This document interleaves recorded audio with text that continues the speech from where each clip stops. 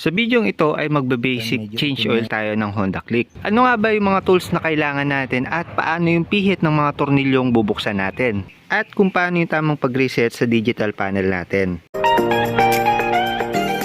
Usually, sinusundan po natin or nagiging guide natin itong indicator natin kung mag-change oil na tayo. Pero yung iba, ginagawang basihan yung odometer or kaya yung mga trip meter para malamang mag-change oil na. Then sa mga nagtatanong naman po kung pwede mag-change oil kahit hindi pa lumitaw yung oil change indicator na to, ang sagot po dyan is pwede po. Dahil guide lang naman po natin ito at tayo naman po yung nag-set nyan. So masusunod tayo kung kailan natin i-change oil yung ating mga motor. So mamaya ituro ko po sa inyo kung paano yung pag-reset ng oil change indicator natin at kung paano may tatama yung paglitaw nito. Sa pagpili ng oil is hindi na po tayo masyadong malilito ngayon kasi sa mga oil nakasulat na po kung pang scooter or pang manual transmission at saka po yung lapot niya.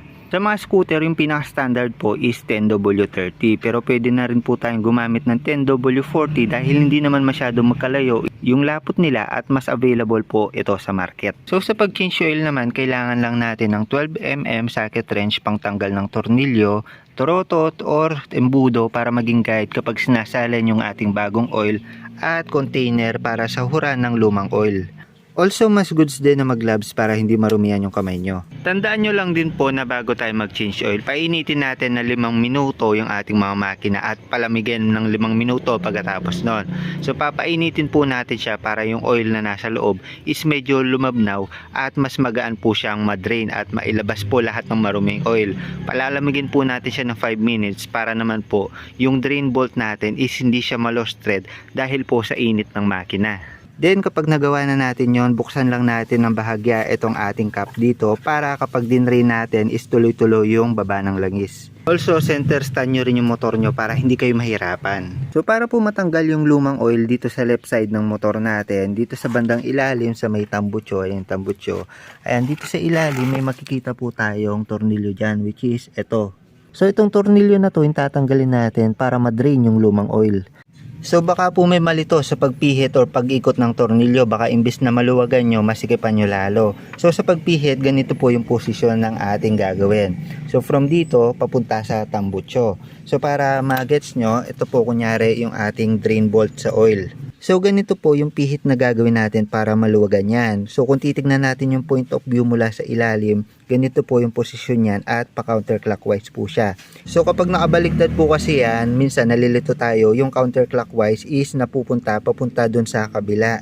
So nahihigpitan po pag ganon. So para mas madali yung magets, counterclockwise po tayo kapag nasa point of view ng sa ilalim. Or from dito sa east, pipihitin natin yung socket wrench natin papunta dito sa west. Ngayon balik po tayo dito sa ating drain bolt. Pag nabuksan po kasi natin yan, tatama po yan or dediretso po yan dito sa ating stand. So kapag naglagay po tayo ng sahuran, make sure po natin na lagyan pa po natin ng papel para dumirekta po siya dito sa pinakasahuran at hindi po matapon. So pasok natin yung ating socket wrench at from east, dadali natin siya papuntang west or counterclockwise. So pag napwersa na natin, pwede na natin kamay niyan. So balik natin yung pangsahod natin at pwede natin siyang ikutin ng kamay. So pag malapit nang matanggal yan, hawakan nyo na, tapos biglaan yung tanggal para tumulo yung oil. Ayan, kung makikita nyo, napakarumi ng oil na umaagos. Ayan, medyo itim na yan. So wait lang tayo ng 10 to 15 minutes para masimot yung mga lumang oil sa loob. So yung drain bolt po natin may washer po yan. Minsan pagkahugot po natin sa ilalim, minsan naiiwan po yan. So kunin nyo lang po para maisama yung may linis at hindi po siya mawala. Then para po sa mga hindi nakakaalam, dito sa right side po ng ating mga motor is meron pa po tayong bolt dyan kung saan pwede rin natin i-drain yung ating mga oil. Dito po sa ating bolt na to nakalagay po yung ating strainer ng mga oil or pansala kung meron mang naiipon ng mga residue sa loob. Ito po pwede po natin siyang buksan every other change oil para malinis po natin, or pwede rin kung medyo masipag kayo, kada bukas po natin sa ilalim isasabay din po natin to.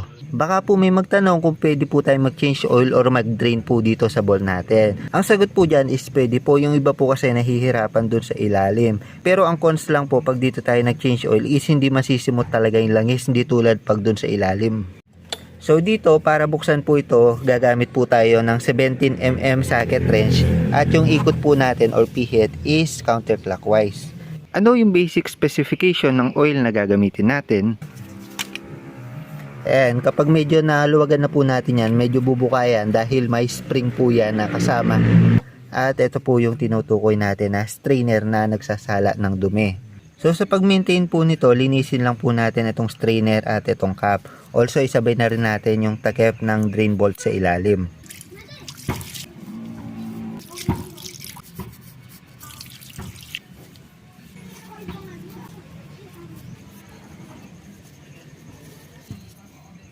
So minsan dito sa side na to may nakuha pa tayong langis. Itagilid lang natin konti yung motor natin.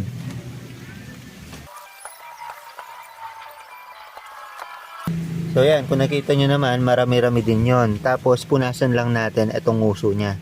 So ngayon pwede na natin ibalik yung mga cap at saka strainer. Kung makikita nyo, nalinis na natin, nasabunan, nahugasan at napunasan na natin. Kaya tuyo na po yan. So sa pag-assemble po nyan, unahin po natin ilagay yung spring dito sa cap natin. So yung position po niyan is ganito. Then yung strainer po natin is ganito po yung position niyan. So pasok lang po natin. Then sa paglalagay po, ayan, simple lang kung paano po natin siya tinanggal. Papasok lang po natin siya. Then ikot lang po siya natin ng konti para wala pong pumipigil. So clockwise naman po yung paghigpit nito.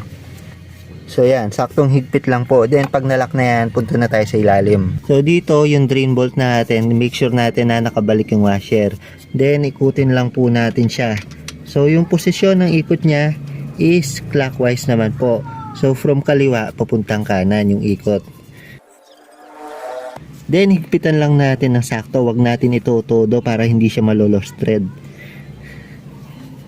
Oil then i-ready na natin yung langis natin dahil isasalin na natin itong bagong oil natin. So buksan lang natin yan, then butasan natin to. So ako ginagawa ko pagbutas, dalawang butas. Dito sa ilalim malaki, tapos dito maliit, singawan yan. So okay na bala, pero pwede nyo naman tanggalin ng buo yan, nasa inyo naman.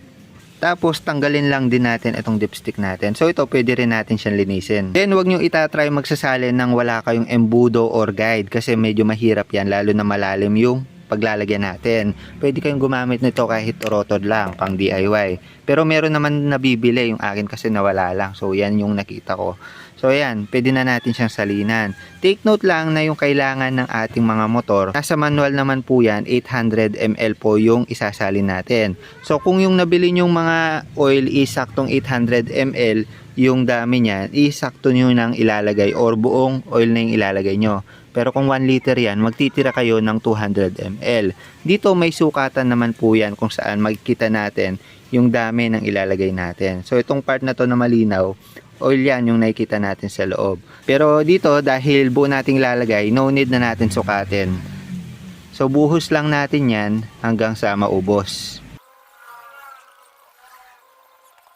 So yan, pag nalagyan na natin ng amount ng oil na 800 ml yung ating mga engine, pwede natin tanggalin to, tapos balik natin dipstick. So yan, ito nalinis ko na rin siya, balik na lang natin, then ikutin natin clockwise.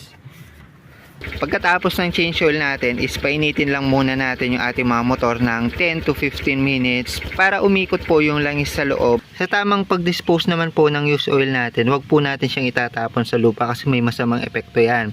Pwede po natin siyang ibigay sa mga kasa o sa mga gas station para ma-dispose po nila ng tama yan. Proceed na po tayo sa pagre-reset ng ating mga digital panel.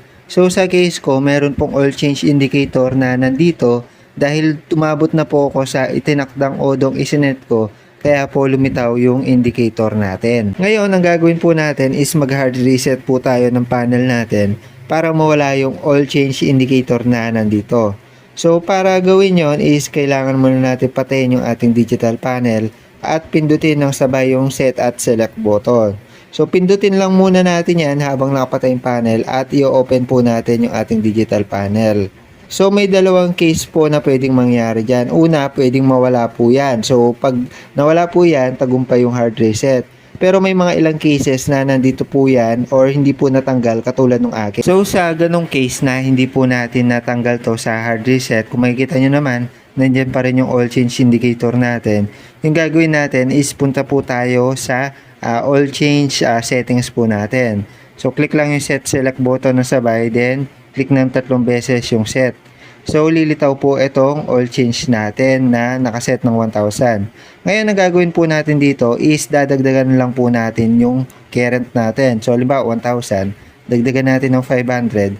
So, kapag isnet po natin or dinagdagan po natin yan, is ang mangyari, mawawala po yung oil change indicator po natin. So, ang tanong po dito is kung na-reset na po ba natin siya, kasi kung makikita nyo, wala na yung oil change indicator natin dito sa taas. So, para i-confirm, tignan natin yung oil change setting po natin. So, punta ulit tayo sa oil change setting natin. Kung makikita nyo po dito, ayan, makikita nyo yung remaining po natin is 180 kilometers bago lumitaw yung oil change. So, sobrang ikli po niyan. So, hindi po nasunod yung 1.5 na isinet natin, which is ito. So, 1.5 kasi yung isinet natin, pero hindi pa rin na-reset. Ngayon, dagdagan natin siya ng 1,000, gawin natin 2.5. So, kung makikita nyo, wala pa rin yung oil change indicator. Puntahan ulit natin yung setting ng oil change. Tignan natin kung ilan yung remaining. So, kung makikita natin dito, nadagdagan din ng 1,000 yung remaining. Naging 1,180 kilometers bago lumitaw yung oil change indicator natin. So, kung gusto pa po nating dagdagan yung remaining kilometers po natin, is magdadagdag po tayo ng odo dun sa oil change odometer po natin. So, parang hindi na po siya nagiging accurate kasi ito na po yung susundan natin at magma-minus plus na lang tayo kung sakali. So, ito po yung mahirap minsan sa Honda Click, hindi po nagiging accurate. Kaya naman kung minsan marami pong nalilito after nila mag-change oil, may lilitaw na naman po ulit na indicator. So, yun po yung nakakalito. So, dito sa part na to, tandaan nyo lang na yung remaining yung masusunod. So, kapag nag-reset po tayo or minsan nagdagdag lang ng odometer, ito talaga yung pinakamasusunod na kilometers, yung remaining na yan, bago lumitaw yung oil change indicator. Kaya ayan na lang po yung i-check nyo palagi. So, kung gusto nyo dagdagan yan, dagdagan nyo rin yung odometer ng oil change na iseset nyo. So, kaya naman yung iba, yung ginagawa po nila, dito sa trip meter po sila nagsusukat kung kailan sila mag-change oil kasi nakakalito po doon sa setan ng ating oil change indicator. So, yung iba, yung trip A yung ginagamit, yung iba, trip B yung ginagamit. So, para mas mag-gets nyo, siguro gagawin ko na lang ng mas detailed na video para mag-gets nyo yung buong senaryo dito pagsiset ng oil change indicator sa ating mga motor. Kung may thoughts naman kayo or may gusto kayong i-share about sa pagsiset ng inyong mga odometer sa oil change, i-share nyo lang dyan sa comment para malaman din ng iba. So, yun lang muna para sa video na ito. The more click, the more you know. Usapang change oil. Bye-bye.